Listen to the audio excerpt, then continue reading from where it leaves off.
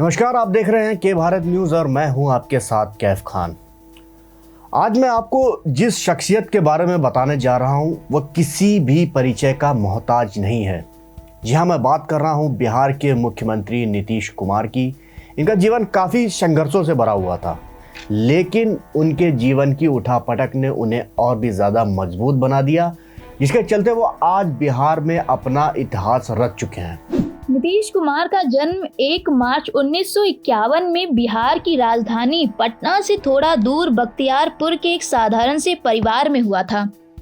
इसी कारण उनकी बचपन की पढ़ाई उनके गांव के ही स्कूल में हुई थी।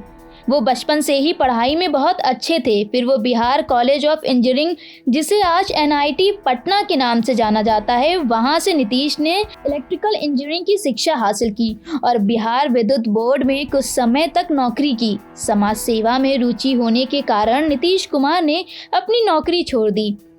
घर की आर्थिक स्थिति अच्छी न होने के कारण उन पर नौकरी का भी दबाव था, पर उन्होंने सभी मोह माया को छोड़कर समाज सेवा का ही रास्ता चुना। एक दिन वो अपने गांव से ट्रेन पकड़कर पटना चले जाते हैं, जहां उनकी मुलाकात चुनाव प्रचार में लगे नेता सत्येंद्र नारायण सिंह से होती है, जो इनके पिताजी के काफी करीब मित्र हुआ करते थे। उसी दौरान नीतीश कुमार जयप्रकाश नारायण से प्रेरित होकर उनसे मिलने जाते हैं और जेपी मूवमेंट में भी जुड़ जाते हैं।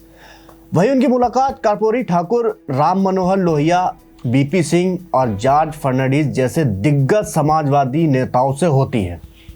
इन्हीं समाजवादी नेताओं से प्रेरित होकर नीतीश कुमार ने 1977 में पहली बार विधानसभा का चुनाव लड़ा, लेकिन वो दुर्भाग्य से हार गए। फिर भी अपनी मेहनत से 1985 के चुनाव में उन्होंने जीत हासिल की और कुछ समय बाद नीतीश कुमार युवा लोक दल के प्रदेश अध्यक्ष भी बन गए। इसी दौरान उन्हें जनता दल का प्रदेश सचिव भी मनोनीत कर दिया गया।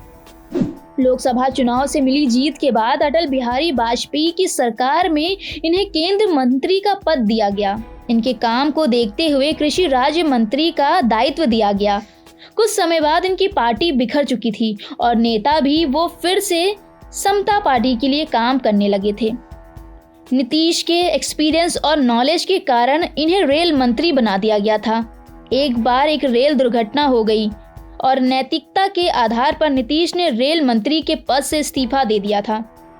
2000 में विधानसभा चुनाव हुए और उस दौरान नीतीश कुमार को बिहार का मुख्यमंत्री बनने का मौका मिला, लेकिन शायद इनकी किस्मत में कुछ और ही लिखा था। सरकार चल न सकी और नीतीश को 7 दिनों में ही अपने पद से इस्तीफा देना पड़ा। लेकिन इन्होंने और भी मेहनत करी और दोबारा 2001 में रेल मंत्री बने और इन्हीं के कार्यकाल में रेलवे में ई-टिकटिंग, तत्काल टिकट जैसे बड़े काम हुए।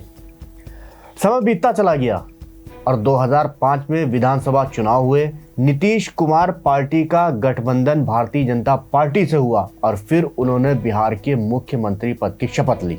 2010 का चुनाव आते ही नीतीश कुमार और भारतीय जनता पार्टी के इस गठबंधन को कुल 243 से 206 से भी ज्यादा सीटें मिलती हैं और नीतीश कुमार एक बार फिर से बिहार के मुख्यमंत्री की कुर्सी पर विराजमान हो जाते हैं।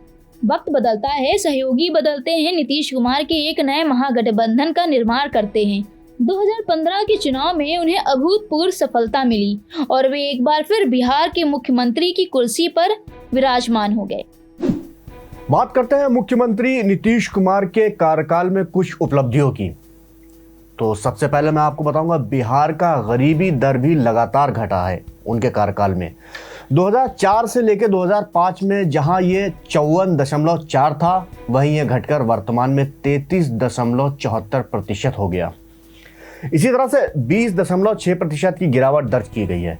वहीं बिहार में शहरीकरण 2001 में जहां 10.48 था, वहीं 2011 में बढ़कर केवल 11.3 की दर से रहा। इस तरह से मामूली बढ़ोतरी 0.82% की हुई।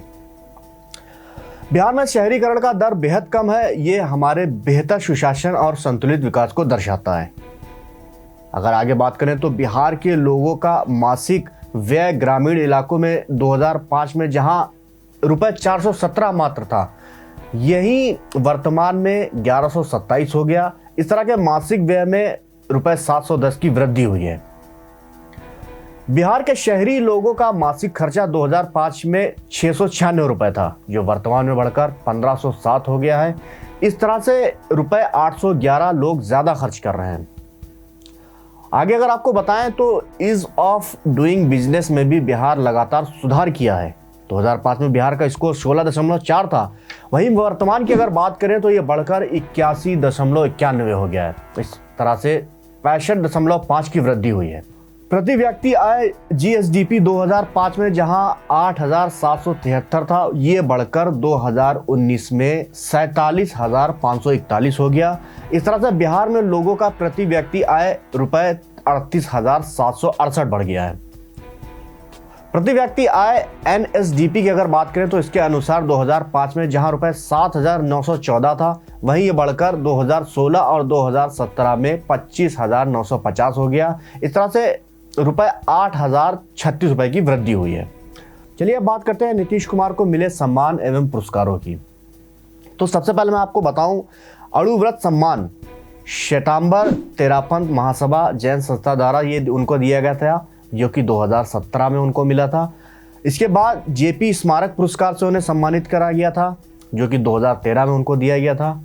फॉरेन पॉलिसी मैगजीन के टॉप 100 वैश्विक चिंतक लोगों में 77वें स्थान पे थे, जो 2012 में उनको मिला था।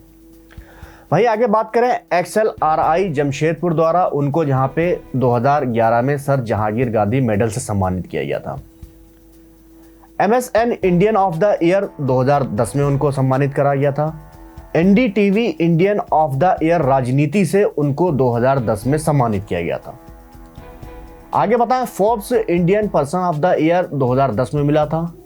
CNN IBN Indian of the year award राजनीति का 2010 में ही मिला था।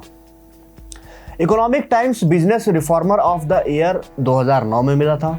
पोलियो उन्मूलन चैंपियनशिप अवार्ड 2009 रोटरी इंटरनेशनल द्वारा जो उनको सम्मानित किया गया था। CNN IBN great Indian of the year award राजनीति का, वो भी उनको 2008 में मिला था। फिलहाल के लिए बस इतना ही। देश और दुनिया की तमाम खबरों से जुड़े रहने के लिए देखते रहें के भारत। नमस्कार।